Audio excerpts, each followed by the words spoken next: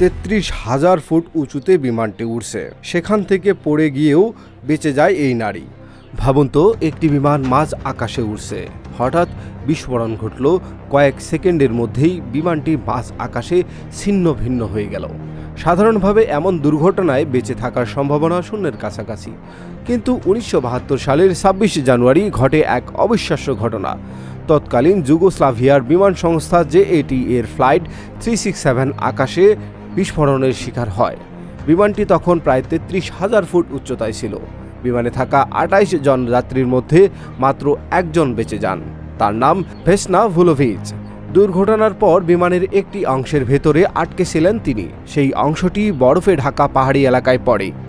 ধারণা করা হয় গাছপালা ও তুষারের স্তর আঘাতের শক্তি কিছুটা কমিয়ে দেয়। উদ্ধারকারীরা যখন ঘটনাস্থলে পৌঁছান তখন তারা অবিশ্বাস্য এক দৃশ্য দেখেন। ভেসনা এখনও জীবিত, যদিও তার মাথার খুলি, পা ও শরীরের বিভিন্ন হাড় ভেঙে গিয়েছিল। তবুও দীর্ঘ চিকিৎসার পর তিনি সুস্থ হয়ে ওঠেন।